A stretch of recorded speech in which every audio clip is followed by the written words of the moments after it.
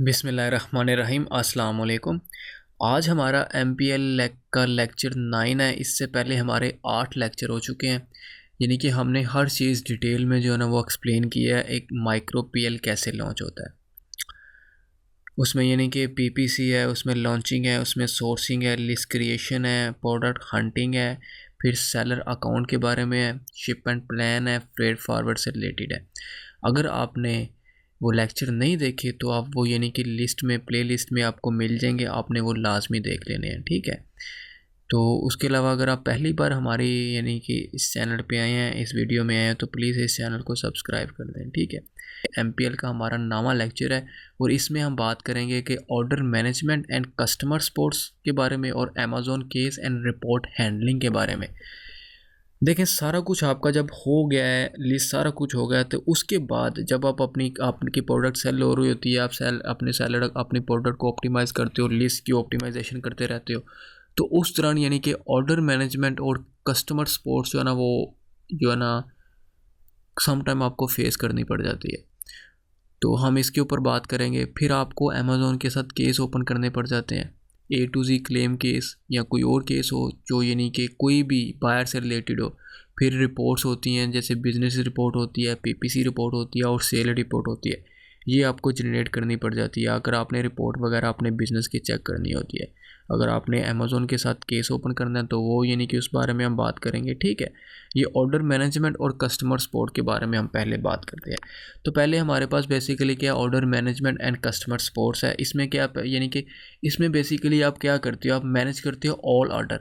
लेकिन ये का मतलब होता है, FBM का मतलब होता है फुलफिलमेंट बाई मर्चेंट। मीन्स कि आपका अपना वेयर हाउस होगा। जब जब आप खुद उसे शिप कर रहे होगे, जब आप खुद उसे पिक पैक करके शिप करते हो कस्टमर तक, तो तब आपकी जिम्मेदारी होगी कि बायर के कस्टमर्स को जो है ना, जो आपके बायर या जो आपके बायर्स हैं, आप उनको यानी कि ऑर्डर मैनेजमेंट आप उनकी करेंगे, आप उनको कस्टमर सपोर्ट्स प्रोवाइड करेंगे। अगर ऑर्डर से रिलेटेड उनको कोई मसला होता है तो आप उनसे बात करेंगे, ठीक हो गया। ऑर्डर शिप करेंगे उनके, तो उनके यानी कि ऑर्डर आप जो है ना वो शिप करेंगे, ठीक है। उसके अलावा आप मैनेज करोगे logistic service as well. FBM model की बात कर रहा हूँ। ये चीज़, ये जो ऑर्डर मैनेजमेंट और कस्टमर सपोर्ट्स आपको तब होता है जब आप FBM में जाते हो। अगर आप FBA में जाओ तो FBA का मतलब है आपने इन्वेंट्री अमेज़ॉन के वेयर हाउस में भिजवाई है। तो उस सूरत में अमेज़ॉन ये सारा कुछ हैंडल करता है। ऑर्डर वगैरह अगर कोई आया आपकी लिस्ट पे तो अमेज़ॉन उसे पिक पैक करके डिलीवर करता है कस्टमर तक। लेकिन उसके अलावा अगर फॉर एग्जांपल कस्टमर को कोई मसला होता है ऑर्डर से रिलेटेड, तो वो बात करेगा, तो वो अमेज़ॉन उससे बात करेगा, ठीक है, FBA मॉडल में। लेकिन FBM में यानी कि आप ये ऑर्डर मैनेजमेंट और कस्टमर सपोर्ट खुद पर जो है ना वो करते हो। तो यानी कि आप लॉजिस्टिक वगैरह सर्विसेज यानी यूज़ करते हो किसी लोकल, यानी कि जो कोरियर वाले, जो लोकल डिलीवरी वाले होते हैं, आप उनके साथ कॉन्ट्रैक्ट करते हो कि इस तरह का मेरा बिज़नेस है, मुझे जैसे ही कहीं से ऑर्डर आएगा आपकी ज़िम्मेदारी होगी कि उसे यानी कि वहाँ तक जो है ना वो शिप करना। आप उसे यानी कि तब उस सूरत में आप उसे पिक पैक करोगे, डिलीवर जो है ना वो करके आएगा, वो आपसे चार्ज लेगा, ठीक है ना। ये होता है FBM मॉडल में। तो उसके अलावा यानी कि आपकी रिस्पॉन्सिबिलिटी होगी कस्टमर सपोर्ट प्रोवाइड करना और उसके अलावा आंसर देना all query of buyer which can be return request as well. Means कि इसमें आपकी रिस्पॉन्सिबिलिटी होगी कस्टमर से बात करना, सब कुछ करना। ये आपकी सरदर्द होगी। मीन्स के आप सादा ज़बान से समझो तो सरदर्द होती है, बहुत सरदर्द है ये। आपसे रिक्वेस्ट है आप FBM में ना जाओ, आप ऑटोमेशन में जाओ। ऑटोमेशन यही है कि इन्वेंट्री अमेज़ॉन के वेयरहाउस में भिजवा के बाद में उसके ऊपर जो है ना PPC रन करो, उसे ऑप्टिमाइज़ करो।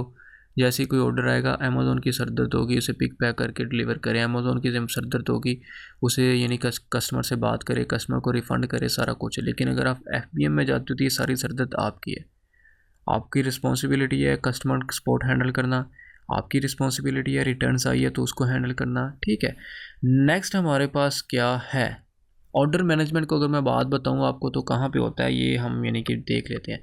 देखें, ऑर्डर जब ऑर्डर पे जाते हैं तो यहाँ मैनेज ऑर्डर पे जाएंगे तो हमारे सामने जो है ना वो ऑर्डर ओपन हो जाएगा, कितने ऑर्डर आए हैं, कितने नहीं आए हैं, सारी डिटेल हमारे सामने जो है ना ओपन हो जाएगी डिटेल के साथ, ठीक है ना। आज इतने आए हैं, कल इतने आए थे, यहाँ देखें अभी इसके ऊपर कोई नहीं है, ये सिर्फ टेस्टिंग के लिए अकाउंट है, ठीक है ना। तो इसीलिए यानी कि यहाँ आपके सामने सारे नीचे एक लिस्ट के साथ यानी कि यहाँ पे ओपन हो जाएंगे, जितने भी ऑर्डर होंगे वो यहाँ पे होंगे, ठीक हो गया। तो अगर उसके बाद अगर हम बात करें उसकी कस्टमर सपोर्ट की, तो मैसेज यहाँ पे शो होते हैं, या तो यहाँ पे शो होंगे यहाँ आपको मैसेज यहाँ पे शो होंगे, ये जो बिल्कुल मेन बॉक्स है ना, ये देखें यहाँ पे बायर के मैसेज शो होंगे, यहाँ पे या फिर यहाँ पे शो होंगे, ठीक है ना। तो ये हमारे पास ऑर्डर मैनेजमेंट था। ऑर्डर यानी कि यहाँ से आप मैनेज करते हो, ऑर्डर मैनेज रिटर्न यहाँ से करते हो आप, ये ठीक हो गया। और ओपन ऑर्डर, अगर ऑर्डर रिपोर्ट वगैरह यहाँ से आप जनरेट करते हो, तो मैसेजिंग वगैरह बायर के आप यहाँ से यानी कि कस्टमर सपोर्ट जो है वो प्रोवाइड करते हो बायर को। तो उसके बाद हमारे पास नेक्स्ट आता है कि Amazon case and report handling. देखें, आपको अमेज़ोन के साथ सम टाइम केस भी ओपन करने पड़ते हैं। अगर अमेज़ोन यानी कि बायर्स की ऐसी कंप्लेन आ जाए आपको या A to Z कम, तो आपको सम टाइम अमेज़ोन के साथ केस भी ओपन करने पड़ते हैं। केस ओपन में मीन्स के आपको कभी लिस्ट चेंज करनी पड़ जाए या कोई भी चेंजिंग करनी पड़ जाए अकाउंट के अंदर, तो आप अमेज़ोन के साथ केस ओपन कर सकते हो, ठीक है। लिस्ट से रिलेटेड है, अकाउंट से रिलेटेड है, अगर आपको अमाउंट रिसीव नहीं हुई तो आप उससे रिलेटेड अमेज़ोन के साथ केस ओपन कर सकते हो, ठीक हो गया। इसमें यानी कि आप मैनेज करते हो A to Z claim and issue query of buyers. Buyer की यानी कि जो क्वेरीज होती है A to Z क्लेम होता है, उसके बारे में आप बात करते हो। A to Z क्लेम वो होता है यानी कि फॉर एग्जांपल एक चीज़ आपने बायर को दी, बायर को शिप किया आपने, लेकिन बायर ने वो रिटर्न कर दिया। अब देखा जब आपने वो रिटर्न हुई, आपने उनको रिफ़ंड कर दिया, अमेज़ोन आपको कहेगा कि आप इस बायर को रिफ़ंड करो। तो यानी कि जब आपने उसे रिफ़ंड की, तो जब उसने यानी कि वो जो आप उसे वो चीज़ आपने भेजी थी वो आई, तो जब आपने ओपन किया तो वो चीज़ कोई और थी, प्रोडक्ट कुछ था, गई आपने भिजवाई कुछ थी, आपको रिसीव कुछ हुई। तो फिर आप अमेज़ोन के साथ A to Z क्लेम जो है ना ओपन करते हो। तो उसमें यानी कि आप अमेज़ोन को बताते हो कि आप अपने बायर से हमें ये चीज़ लेके दो, रिफ़ंड हमें यानी कि उनसे लेके दो, क्योंकि हमने ये चीज़ भिजवाई थी, ये अमाउंट, लेकिन हमें जो रिसीव हुई है वो ये हुई है। जब उसने रिफ़ंड किया तो वो और चीज़ है और लो क्वालिटी की है, और आप उसके साथ ना उसकी इमेज जो है ना वो अमेज़ोन जो है ना अमेज़ोन को सेंड करते हो, ठीक हो गया।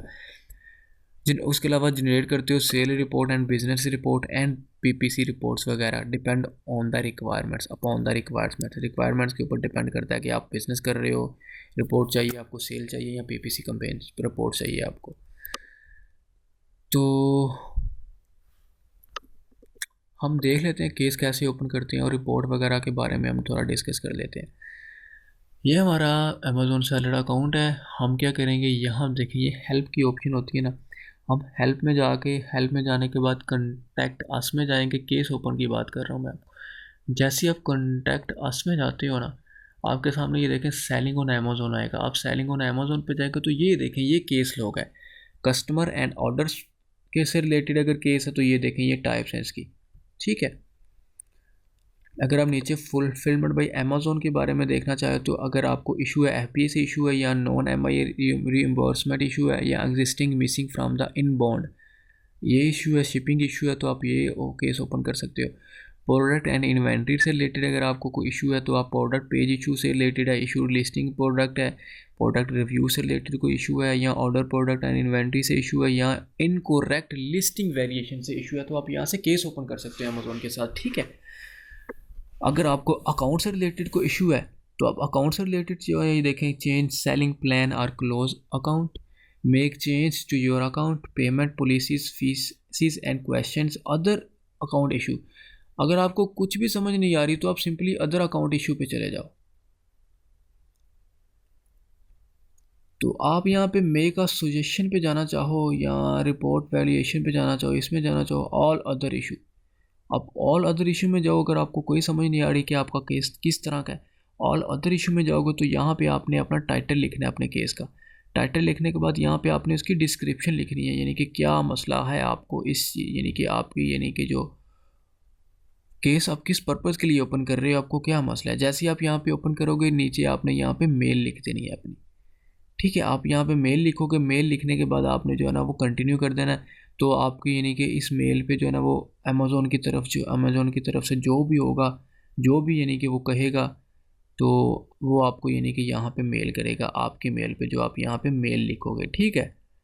तो इस तरह हम जो है ना अमेज़ोन के साथ केस ओपन करते हैं। केस ये देख लें डिफरेंट तरह के केस हैं। अगर आपको कोई समझ नहीं आती है कि आपका केस कौन सा है तो आप ऑल अदर इशू पे जाओ, यहाँ पे इशू जो यहाँ पे अपना टाइटल लिखो, यहाँ पे आप जो है ना वो डिस्क्रिप्शन लिख लो अपने यानी कि इशू से रिलेटेड, ठीक हो गया। तो उसके बाद यानी कि हम बात करें कि हमारे पास जो है ना वो रिपोर्ट कैसे हम जनरेट करते हैं, वो रिपोर्ट वाले टैब में आते हैं। पेमेंट रिपोर्ट है, बिजनेस रिपोर्ट है, फुलफिलमेंट बाई पेमेंट है, फुलफिलमेंट बाई है, उसके बाद कस्टमर रिपोर्ट है, टैक्स डॉक्यूमेंट लाइब्रेरी, ये टैक्स से रिलेटेड होती है। जैसे आप बिजनेस रिपोर्ट पे जाते हो तो आप यहाँ से अपने बिजनेस की रिपोर्ट जनरेट करते हो।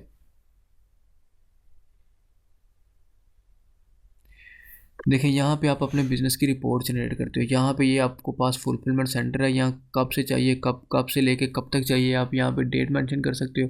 फिर आप यहाँ पे यानी कि आप अमेज़ॉन देखें, कुछ सेलर ऐसे होते हैं जो FBA भी कर रहे होते हैं और FBM भी कर रहे होते हैं, इसलिए यहाँ पे दोनों की ऑप्शन है, बोथ या अमेज़ॉन या सेलर। आप जैसे जैसे सिलेक्ट करोगे